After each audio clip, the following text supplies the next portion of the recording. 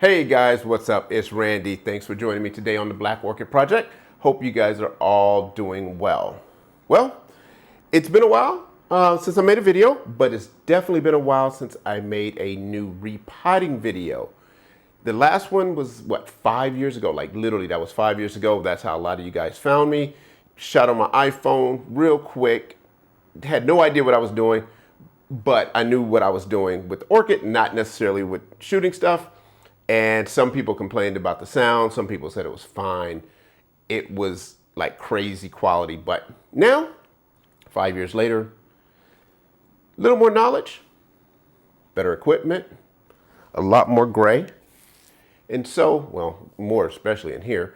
And so I thought I would do a new, very comprehensive, not quick, comprehensive video showing you guys how I repot.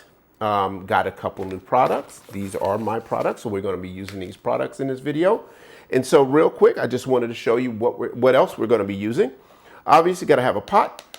So I'm going to be using this pot here today. And a lot of times you can use the same pot that it comes in, because once you take it out, take out the sphagnum moss or take out the old bark, cut off all the old dead roots, you know, you have nothing but new roots and they'll fit inside that pot. So you don't always need a new pot. But this particular plant, my buddy, has been growing inside this mug, so he needs a new pot. My new bark. This is my new, this is the Black Orchid Project bark.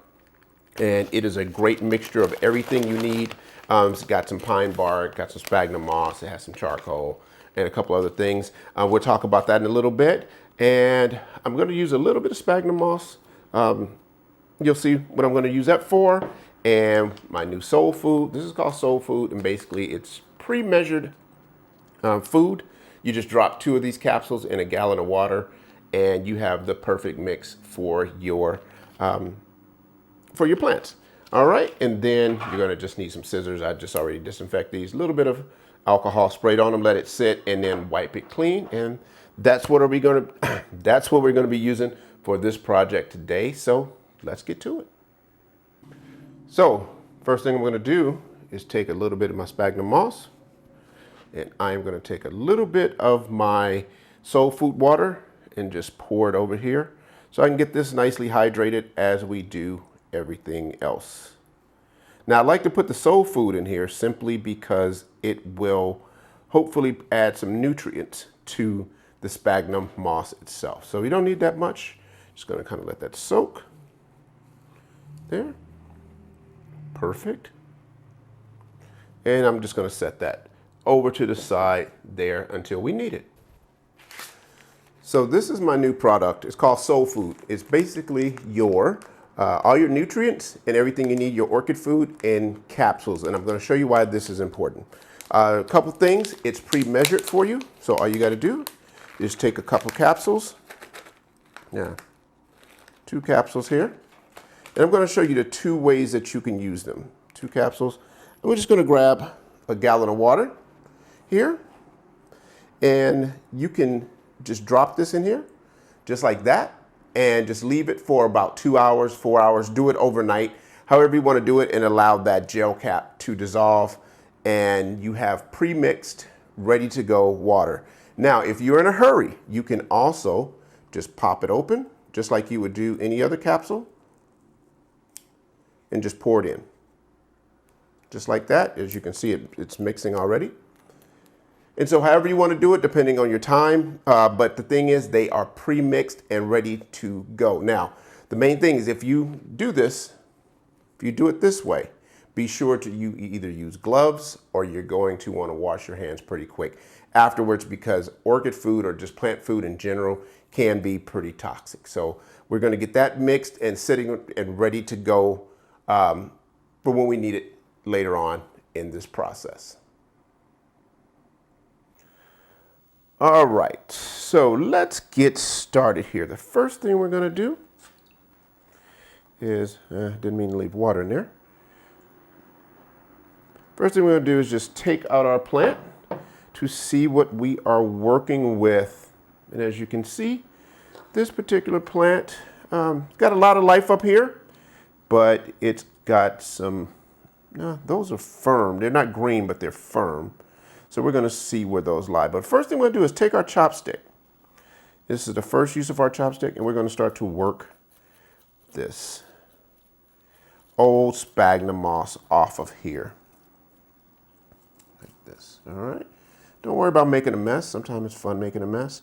And another thing too, I'm going to tell you guys, like when people talk about touching grass, sometimes like you will not feel like repotting, but then there's some days that, man, it is the most relaxing, most tranquil thing you can do, especially if you got some good music on or a favorite show and you're just sitting there kind of, you know, repotting your plants, man. Just touching your plants, being around your plants is just beautiful, feels good. So as you can see, I'm just kind of firmly but lightly pulling this off of here so we can get a good look at what we're looking at in the root structure here. So, all right, so I'm just going to kind of stop there from now, set that to the side, obviously clean this up, and then take that. I'm going to set it over here. There we go. And just kind of lightly wipe that away. I don't mind getting a little dirt on myself. It's fine. So now we're going to look over these roots. Now, obviously that's a perfectly healthy root. That's what a good healthy root looks like. While I'm here, and you know you guys always tell you this. This is actually the root. This is a root without the sheath on it. So I'm going to show you real quick. So this is what it looks like when it's really healthy, and that's what it looks like when it's really healthy. And then this is what it looks like when it starts to get old and or dry. But this is called the velamen, and it is just a sponge that soaks up water. And just like when you have an old sponge at home, like it just gets dry and nasty. But I'm going to pull that off, and there is actually the root. That's your root right there. As you can see, that one is old and dry. So now what I'm going to do is just start to get rid of some of the obvious stuff. So I'm going to take that off. I'm not liking the way the bottom of this one is looking, so I'm going to go on and take that off. And let's see here. Man, this is a hard one because there's some obvious stuff, and then there's some stuff to where it's like it's firm, but it's not really green, and I think it's not going to be viable for long. So just take some of these off here. Let's see here. Obviously, anything that feels papery, that feels like wet paper, you want to go. Yeah, those are still. Now, when it's deep, dark, like deep down in the middle, it'll be white. When it has a little bit of sun, it will be green. So like even these white ones are good here. So that can go. And remember, guys, I said this is going to be pretty comprehensive. Of course, you can fast forward if you want, if you don't want to see this trimming, but if you just want to sit back, have a cup of something, a cocktail or coffee or something, and just watch me replant this, please feel free to do so. I don't usually add music to my stuff, and I don't think I'm going to do it this time, but I will sit here and chat with you while I repot. So as you can see, I'm just getting rid of the obviously papery stuff. There's some that's just really kind of a hard decision to make. Now, I'm going to be honest with you here. I don't think that there's much need for these roots down here because this is more than enough root system to maintain this. So as crazy as this sounds, I'm going to snap that off right there. I think what I'm going to do with this, and you might have seen one of my other videos, I'm going to actually put this in my aero garden to see if I can get it to, since it does have healthy roots, to see if I can get it to sprout out another plant. And there's a chance it will. So we will see. So I'm just going to set that to the side there. And I think I want to clean some of this up here. Yeah, this is more than enough root system to carry these plants. And that's something that you want to think about.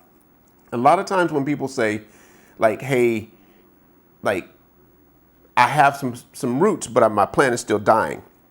If you don't have enough root system to support your leaf system, then it's going to start to kill off a couple of your roots, and then usually it's going to be a bottom leaf. It's going to kill off a couple leaves, not a couple roots. It's going to kill off a couple of leaves. Actually, I didn't realize this. This is a keiki plant. Yeah, this is actually a friend of mine's plant. As you can see, this was the original plant here. And those roots were for this original plant. This was a keiki that came off the side, and now this keiki is putting out its own roots. So yeah, we should be good with cutting off that particular root system. And I got a few more here that I'm gonna take off. Yeah.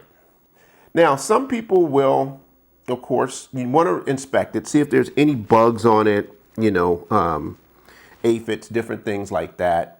If you haven't found those, some people will soak these and like get rid of all the old moss. I am not going to do that. Sorry, I know that's probably loud. I am just going to move this to the side, and I'm going to bring my cup over. Now, like I said before, sometimes you don't need a new pot. Like if this was in a pot, the pot I took it out of would probably be the same pot I could put it in, because look how much of the roots I've gotten rid of. And I can usually put it back in the same pot. But if you do put it in a new pot, you don't want that pot. Sorry guys, this would bug me. So I'm just gonna get rid of that one too. Any more? All right, I'm gonna call it a day on that. So I am going to pull this, and I'm gonna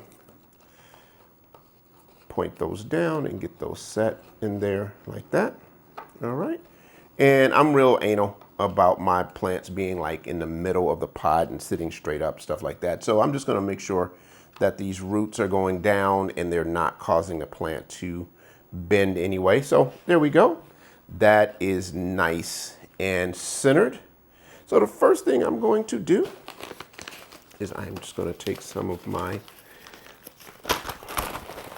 bark here. There you go. Black Orchid Project bark. And I'm going to put some out for you here. As you can see, it's got some, like I said, it's pine bark. It's got some charcoal in there. It's got some pumice stone in there, and it has some sphagnum moss. And I'm just going to drop that in there like that. And nothing like getting your hands dirty, man. Look at that. Nice dirty hands. So I'm just going to put some in here. And I am going to start to work this down. Now, this is what I really use my chopsticks for, is I am going to work this down in between the roots here. So this will push it down into the middle of the roots. You can also tap, tap, tap, tap, tap, tap, and just push this down into the roots. Now, the pine bark in here doesn't degrade as fast as fir bark, which is what's common, which fir bark is good. This is just a little bit better because it doesn't degrade as fast. The charcoal is like burnt wood, and so as you know, a lot of this stuff grows out in wooded areas, so they'll have burns, and so that's going to be a lot of your minerals. Same thing with the pumice, and the sphagnum moss will help retain a little bit of water retention down there, so you don't have to water as much. And all of these will actually create a little bit of airflow, so you get good aeration. So as you can see, I'm just adding a little bit at a time and then just kind of working it down. And this is, like I said, this is when I get anal. I just want to make sure that that's, now when it's sticking up just a little bit out the pot, I don't like mine sticking too high out the pot, but I will let it stay a little bit higher out the pot. Of course, you want to try to avoid root rot and things like that. So I'm just going to tap this and work it with my chopstick. And again, like I said, stay along, follow all the way through, or you can fast forward. But I'm just want to show you like step by step without cutting through it too much. And I think this is going to be the last little bit, and I'm going to show you a little trick that I use. All right. So this last little bit more just because I want to work it in between those roots there. Now, tap, tap, tap, tap, tap, tap, tap, tap, tap. All right. So now here's a little trick for you guys. You know, I'm always going to bring you a little something extra. So I am going to actually take some sphagnum moss, some of my sphagnum moss here, and I am going to just lay it here on top. Now, why I like to do this is it will create a little bit more moisture and humidity. You can just walk by and spray this with a mister, and it's going to be moist, and it's going to create a little humidity. I really have, excuse me, sorry. We're not editing that. I sneezed. It is what it is. So, as you can see, I am just setting this up here like this. I wonder how many of you guys actually said bless you. If you said bless you just now, do me a favor and let me know in the comments, because it's just one of those things. It's just hard not to do. There we go. And so, again, this is going to hold moisture, and it can also work as an indicator to when you need to water. So, and I'm going to show you that in just a minute. Here we go, here we go, here we go. Alrighty.